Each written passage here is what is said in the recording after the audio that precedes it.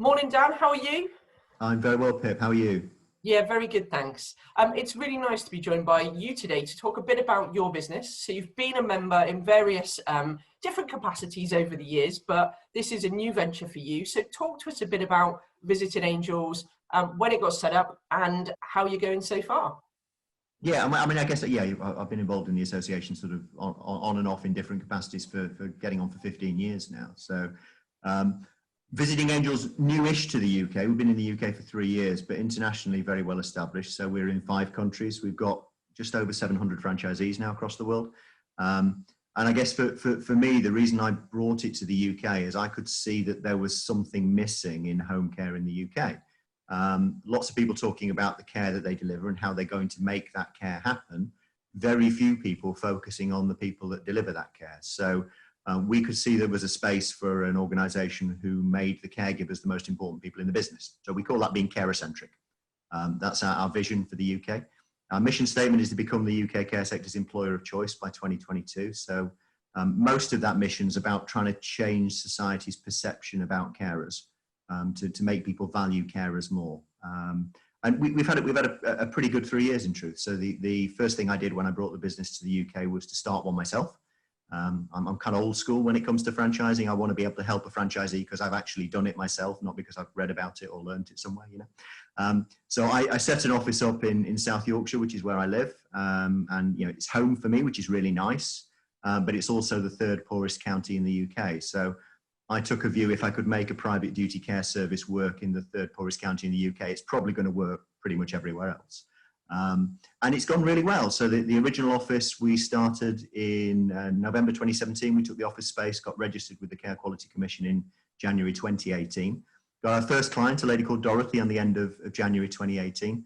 And we've gone from there to, at the moment, we're delivering 2,000 hours of care and support a week. We've gone from no staff to 102 care staff in a little bit over 3 years. And we're doing a pretty good job in Sheffield of being South Yorkshire's employer of choice. But if we're going to be the UK's employer of choice, what we needed to do was to roll this out across the country as well, which is why we turned to franchising in late 2018 and started talking to people to become franchisees. And very happy to say that in the couple of years since we started talking about franchising, we've actually now got 15 franchised offices which are either live or going live. So everybody else, it would appear, is also recognizing that the way we do things being slightly different is a good thing to do. So yeah, we've had a good 3 years with it. Brilliant. So, well, the last 9 months has obviously been tough for a lot of franchise businesses, but we've seen an uplift for the home care sector. What's that look like for you, and how have you supported your franchisees, especially because they're kind of early days franchisees? Yeah, and it's, you know, I've got an immense amount of pride for the way that the business has tackled the pandemic.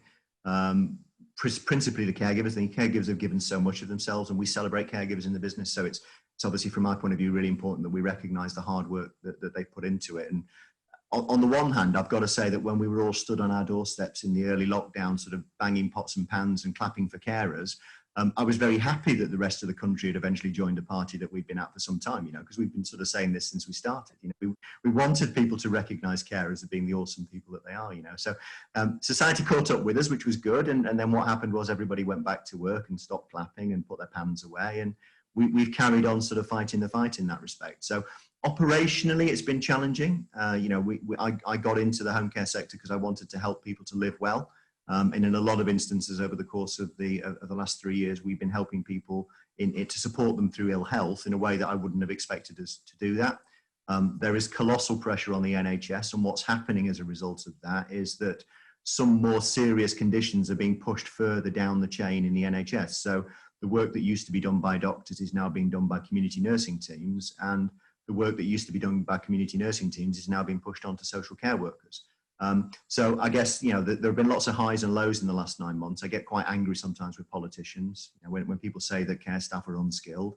You know, that speaks to me of a lack of knowledge of the work that my teams do on a daily basis. So it's been nice to see care staff recognised for the important difference they make. I guess from a commercial perspective, it's been terrific to be in a sector that people need more of what we do because of the pandemic, not less. We boomed really through what's happened with COVID-19.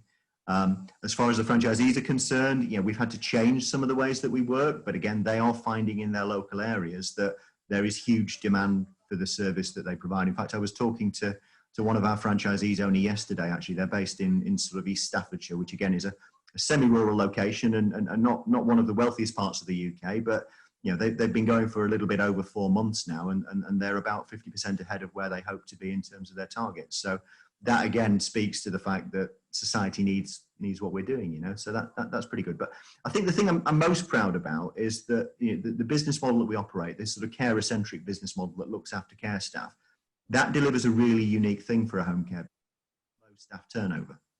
So in most home care providers, staff turnover is 50%. So half the people working there tend to leave. And in our business in Sheffield, it's less than 10%. Now, what that's resulted in is the teams who support my clients and who support my franchisees' clients are smaller teams. So instead of 5-6 carers going in, we've got 2 or 3. And fewer people is a reduced infection risk. So when it comes to transmission of COVID-19, we've been very resilient in respect of dealing with the pandemic. So yeah, I guess, if I wanted to be sort of smug about it, I could say that, the business models kind of was designed to work this. It wasn't designed to work this way at all. We've had to pivot in the same way as every business has had to pivot, but we've been really fortunate that doing the right thing for care staff has ended up meaning that we're doing the right thing for the clients that we support as well. That's brilliant. Lots to be proud of there. What are your plans for the next, let's say, 2 years? Big goals. Okay, well, I mean, I think the first thing, and I'm sure you'd agree with me on this one, because you and I have been dealing with franchisees, talking to franchisees, working with franchisors for between probably 40 years. So I want a bit of normal. That's what I'd like. I just like a little bit of normal, please. That would be nice. Some uncertainty around Brexit, which again, from my perspective, the business is designed because of that uncertainty around Brexit. If there's a reduction in European care staff coming to the UK, it means there's a shortage of care staff. So our business model is about having staff to supply services to clients when some of our competitors might struggle, right? So we've had Brexit, then we've had a pandemic. Just a bit of normal would be nice. A bit of people recognising that the industry that we're in is very resilient, I guess, which makes it an attractive for potential franchisees. But also that the nicest thing about what we do as a home care provider is we get a chance to make a difference as well. So we're making a difference to people's lives, and it's okay to make a profit if you're making a difference. It really is. So I think we're looking forward to maybe in the next 8 to 10 months, things starting to move back to normal in terms of franchise recruitment. I'm a person basically. I'm a hugger, Pip. So it's difficult for me to do this stuff digitally. So for us to run regional meetings and for us to run conferences and training events with our franchisees down Zoom connections, I'd rather be in the room with people. I'd rather have people networking face to face. So the sooner we can get back to face-to-face meetings to support our franchisees, the better, in my view. We do 3 or 4 of those a year, and we've been doing them digitally, but it's just not the same as standing and having a chat. No, I agree with that. So looking forward to that, looking forward to getting back to franchise exhibitions, because they are a really good way of people talking to many franchisors in one place. And I think you only really measure whether the franchise opportunity you're considering is a good one by benchmarking franchisors against each other. Yeah.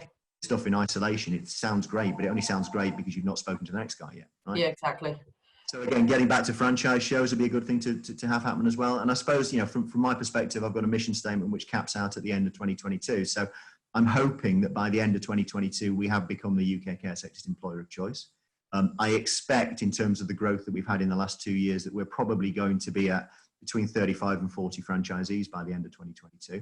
And that's going to put us in a pretty strong position in terms of the UK market. But yeah, a bit of normal, I guess, in answer to your question. Can't wait for that too. Dan, it's been really nice talking to you today. We look forward to meeting face to face again. And to seeing your growth and supporting you on that journey.